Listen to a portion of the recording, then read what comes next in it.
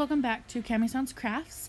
Today I am going to show you the process on how I am going to do my Pokemon Go Coasters.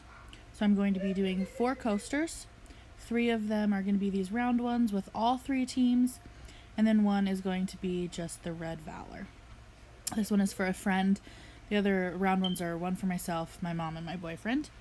So the supplies are the round coaster molds. Again, these are the dollar coaster silicone molds I got at the dollar store. Then I'm going to use the thin popsicle stick.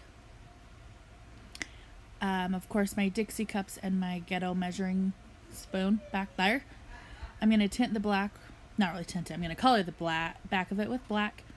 And then I'm going to use the Pour On High Gloss Finish resin. I think this one is becoming my favorite. It seems to pour a lot smoother, mix a lot smoother, seems to have less bubbles.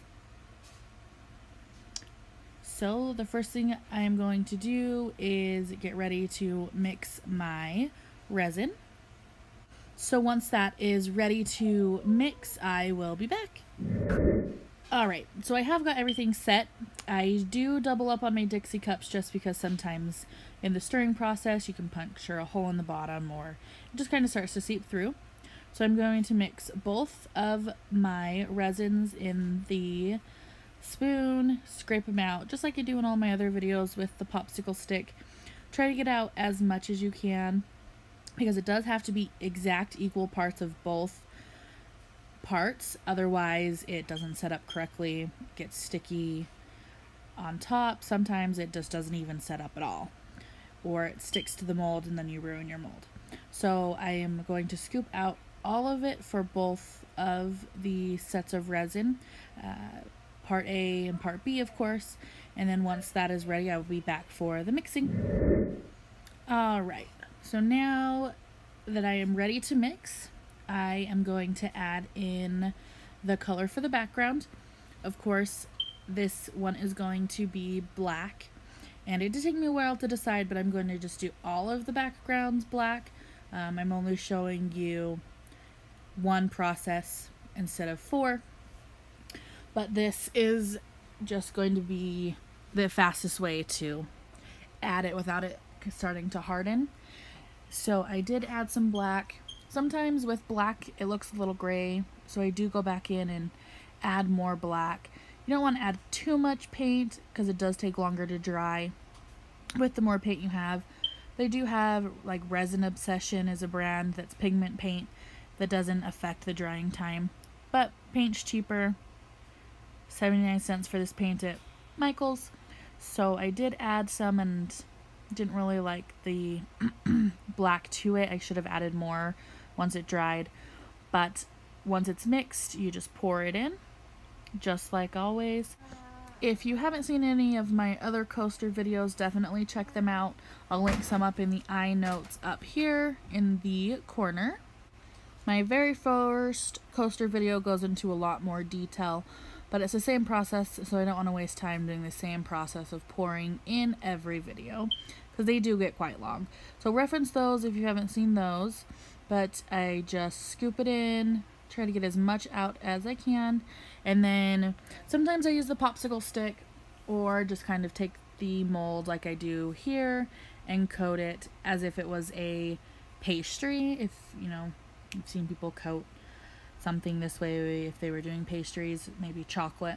So I do it the same way. Definitely be mindful for the corners that get extra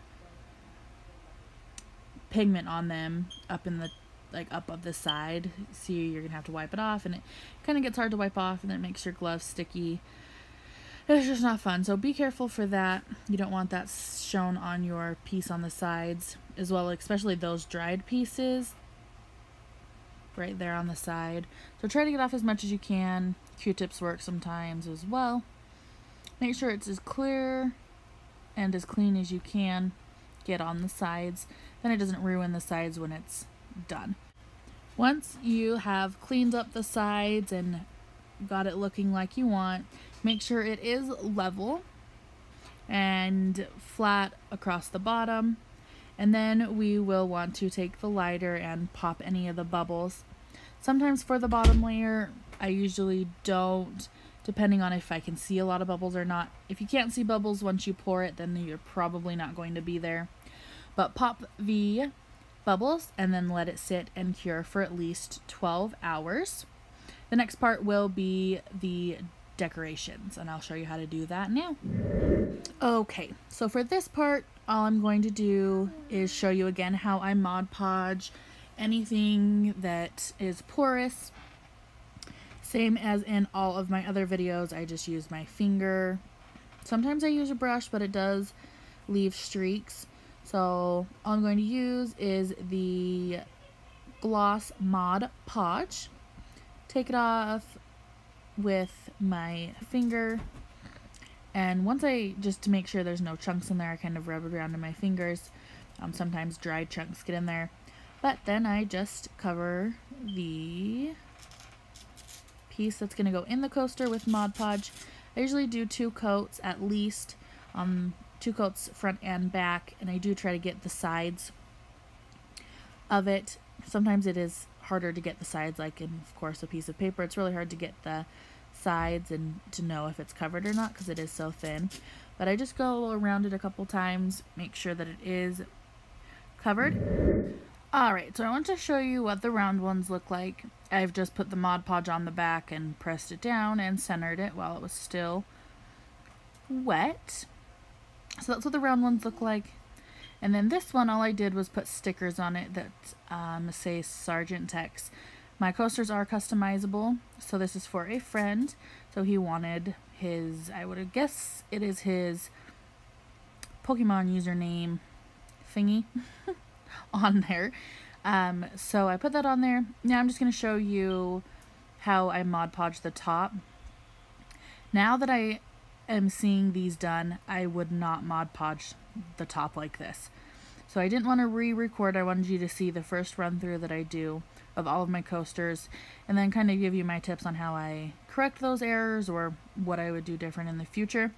So I would definitely not Mod Podge the top of it. You can see the streaks on the final product. So it's really not something I had to do, but since I didn't get the rounded edges or the side edges of the square, I thought I would need to do it. I probably wouldn't have needed to do it now that I think about it. Makes it a big mess. Makes a mess and a big pain to clean up. You have to take it right there. If that's a baby wipe. So it takes a lot of time to clean it up, and then you kind of get the globs on the side. So I would not Mod Podge it, but I did anyway. So we'll move forward with that. Just clean up the sides like I stated before. I am going to finish cleaning these up and then pour my top coat, let it sit for 12 hours to cure, and I will come back and show you the unmolding. Alright, so the coasters have set for 12 hours. So I will show you, you can see me in there, so you can tell it, that's how you can tell it's sat long enough. So I will unmold it. As you can tell, this is the Mod Podge, this isn't the resin. But as you can tell, it does stick up to the sides, and you can kind of see the streaks in there because I used the brush on this one. So that's why I was mentioning, if you're going to do it, be very careful not to get it on the sides, but also don't use a brush because it gets streaky. So here, this is a thin coaster. This is 1 ounce of resin total on the bottom layer and on the top. So 1 ounce on each. So it's a 2 ounce coaster, not very thick. It was for some reason hard to get the letters straight. I'm not sure why. Now here is the round one that I did. This one says Kami-san. So this one is my coaster. Still can see the Mod Podge coming off. It still has the same thickness of coaster. It would be easy to sand it down or snip it with some scissors, but it is also easy to pick off. It's kind of just tedious to have to sit and pick at it. But it's not too bad looking if you're able to remove it. But it is too time consuming when you might as well just do the both sides front and back twice and then try to get the sides, and you wouldn't have to Mod Podge around it. Overall, I think they turned out great. Comment down below what team you are on. I am Team blue. Not sure that's that Mystic. I don't know. I haven't been playing that long. But they didn't turn out too bad. I'm definitely going to do more round ones with the round cutout of blue and red versus the squares. But definitely comment down below what team you are on and what is your highest Pokemon and what is the CP. Also, let me know what level you're on. I am on level 18.